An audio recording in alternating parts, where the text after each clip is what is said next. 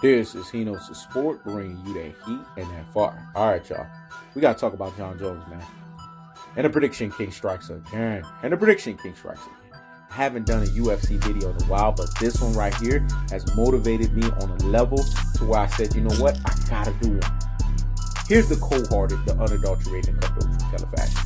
Hear me? Wow. I said this, man, so many months ago when I talked about the double standards that's associated with the UFC or the MMA. Dana White, that last name is White. He's living in every sense of that last name. Y'all didn't catch that. Dana White, that last name is White. He's living in every sense of that last name. The truth of the fact of the matter is this. Why is Jon Jones not the highest paid UFC artist in the MMA? Why is he not the highest paid fighter? Combat sports variation for the MMA. I don't understand that. The biggest fights in the history of the sport have been done by the hands of a Jon Jones, and you know who else? Anderson Silva. These should be the two highest paid MMA artists. And the reason for that is they're the two greatest. Anderson Silva was the greatest MMA artist before Jon Bones Jones showed up on the scene. We know Jon Bones Jones is the greatest MMA artist. He's given us two Daniel Cormier fights. He's given us all of these fights against Randy, you know what I'm saying, Paige Jackson. He's given us fights against the likes of all of these different competitors. But no one wants to talk about that. No one wants to talk about it. All they want to do is run their freaking mouths. Jon Jones has fought a litany of people. He's had his run it backs. He just gave us a Thiago Santos fight, which he's going to run that fucking shit back. There's the beef between him and Isrando and Adesanya. We're going to know what that's going to end up being like in the future. He wants to fight a dominating fight now that, let's see. Dana White does not want to give him fight. Dana White doesn't want to pay him what he's just due for it. And that's fucked up. And then we have to look at the fact that he's fought a whole litany of other fighters and beaten them up. Fighters that they always say can whoop his ass, he stepped into the ring and whooped their fucking ass. This is what Jon Jones has done, man. He's retired people in the octagon. This guy right here would have done to Anderson Silva what Israel Adesanya failed to do. Thank goodness it was the style bender and not Bones that was fighting Anderson Silva. Anderson Silva probably would have been retired. Jon Jones is a legend amongst legends. You put him in the ring with anybody, he figures that shit out. Whether he's at his best or he's at his worst. He's undefeated, man.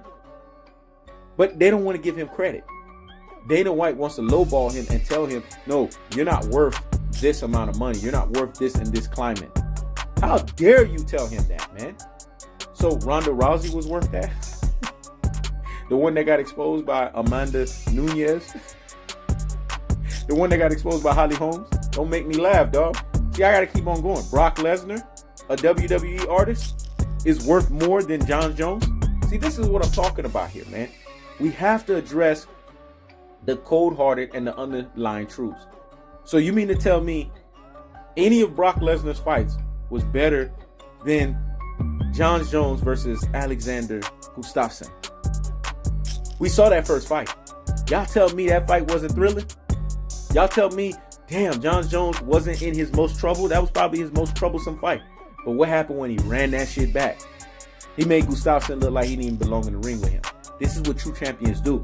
If it's undecided or it's kind of shaky, they run the shit back. Jon Jones like, let's run that shit back with Thiago Santos. If y'all said he beat me, which he didn't, that was a lot cleaner than the Gustafsson fight. See, the Gustafsson one is the one that I keeps the same energy, dog. Let me say it again. I keeps that same energy. That one was, okay. Yeah, well, you need to run him on back. But this one against Santos, come on. Jon Jones clearly landed more shots. That was more accurate. But because he was in somewhat of a trouble, because people want to see him lose, and we get it. We know why people want to see him lose. Remember, the MMA got a whole bunch of country bumpkin, backyard hillbillies that are fans of the sport. Let me say it again. A bunch of country bumpkin, backyard hillbillies that are also part of the sport, that are fans of the fucking sport. And what do you think they look like? They look like Dana's last name, White. Let me say it again. They look like Dana's last name, White. They always got something to say. They always want, basically, you know, in basketball, they say shut up and dribble. They just want an Anderson Silva to shut up and fight. They want a Tyron Woodley, who was vocal, by the way, and told you guys there's a double standard that's associated with MMA mixed martial arts, right? What happened when he lost? These backyard hillbilly, country bumpkin folks that represented Dana's last name, which is White, said, oh yeah, he got exposed. I told you he wasn't shit. Blah, blah, blah, blah, blah, blah. But what happened when Conor McGregor got exposed by Khabib? Aren't they still galvanizing behind him? How the hell did Conor McGregor become who he is today? Because it was Mayweather, a fighter that looked like me, that made him who he was. Because Conor McGregor ain't shit. But see, this is the double standards that's associated with mixed martial arts. Let's get behind certain fighters. But certain fighters we're not going to get behind. That makes no sense to me.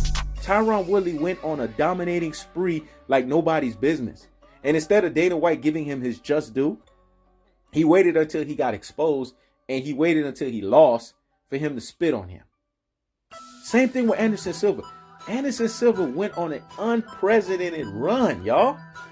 Over 10 fights that he dominated in that middleweight division. I mean, it's ridiculous what this man did. Did they give him credit for that? No, they waited for that Chris Weidman situation where Anderson Silva finally got reckless and Chris Weidman won. And what happened after that? Dana White was waiting for that so he could slap Anderson Silva on the wrist. He could humble him. He could put a leash on him like he's a freaking dog and not a human being and say, this is what your value is. This is where you belong. No, screw all of these top fights you gave us. Screw that you fought some of the greatest MMA fighters and you made them look ordinary in the octagon. This is the same thing they're doing to Jon Jones. Screw that. So what does that say? And now Jon Jones goes on his soliloquy and his rant. They don't want to give him credit. Well, here's the fundamental and the systemic problem here. We as individuals that look like this need to start practicing what we call group economics. I don't know how many times I have to say this. We have to value ourselves. We have to start seeing that there's more than meets the eyes when it comes to these double standards that's associated with us. Why do we have to play in their arenas, in their fields, in their sports? Why don't we create our own arenas, our own sports, and our own way of doing things? It would make more sense, right? It would be more logical, right? If we would do that. But here's the problem. People that look like me don't have what we call group economics thinking. Meaning they don't have a galvanizing mindset. They don't have a mindset of, you know what, let's at least trust each other. Let's have faith in each other and let's trust the process. Let me say it again. We need to at least trust each other. At least have faith in each other and have what we call, let's trust the process. They can't even do that. Do you think these people that look like Dana White really love each other? No, they have civil wars amongst one another. They rip each other's heads off. Do you think in the Spanish culture they love each other like that? No, they have civil wars amongst one another. They rip each other's heads off. And all of these other cultures, native cultures, they have civil wars against one another. Just look at the Aztecs versus the Incas, man. Do your research, man. Don't take my word for it. They have civil wars amongst one another. They rip each other's heads off. But when it comes time to do a unified front, they stick together. And this is the problem with us. We don't apply group economics. Other cultures do this and they advance they advance above us. They advance ahead of us. They advance more in line past us. But we don't, because again, we don't apply what's called group economics. And that's our problem. So I sympathize and I empathize with a Jon Jones. And I'm getting on Dana White's ass for his sake. But at the same time, you have a powerful platform, Jon Jones. You have a powerful platform, Anderson Silva. You have a powerful platform, Tyron Woodley. And if you see that in the UFC, you're not getting what you're Just Do should be, then why don't you guys have your own stuff and put your own money there? No, this is the problem. They come into our territory, take our best kind, put them in their territory, and then treat them like they're barbaric animals so that they can enjoy and entertain them. This reminds me of the movie Blood and Bone, when the black guy in the movie who was trying to get Bones into that big tournament, he went and said, man, you know what I'm saying, the guy that he actually was working for, which was a white guy, obviously, I want to enter Bone into your tournament. And you know what the white guy said? He said, I love you right where you're at. The street thug. The one that has those street fights at a street level. We have a professional consortium. You see how they change the shit? It's all the same shit. It's fighting, right? But look how they professionalize the terminology, right? Let me say it again. Look how they professionalize the terminology. We have a consortium of fighters. And in the consortium, we don't know if you will be able to meet or cut the mustard. It's a bunch of us rich old white guys. You have swag. You shucking and driving. You know, you're that black guy that's just cool. What do you want to do with us old white guys? What he was basically telling him, and I'm getting to it, is, does a master allow a dog at his dinner table plate to eat with him? Meaning, the dog stays underneath the table and the master feeds him the scrap. He never allows him to sit on the actual dinner table to eat. Do you know why? Because it's just like he explained to the black guy in the movie. He told him, we love your theatrics. We love your physicality. We love you guys' ability to entertain us. But you guys were never meant to be in the same room with us, let alone eat at the same dinner table. And then his simile to him was, does a master allow a dog to eat at his dinner table? So this is how Dana White looks at Jon Jones. This is how Dana White looks at Anderson Silva. This is how Dana White looks at a Tyron Woodley. And when folks like me start waking up and smelling the coffee and start applying group economics and stop this, we need to have a conversation. Having that conversation piece don't mean shit. It's not going to get you anywhere. I'm talking about actually trusting in one own. And don't wait until we got to be segregated like in the 60s for us to have to be forced to be around each other and do business with one another. No, actually do it. Actually have a heart to do it.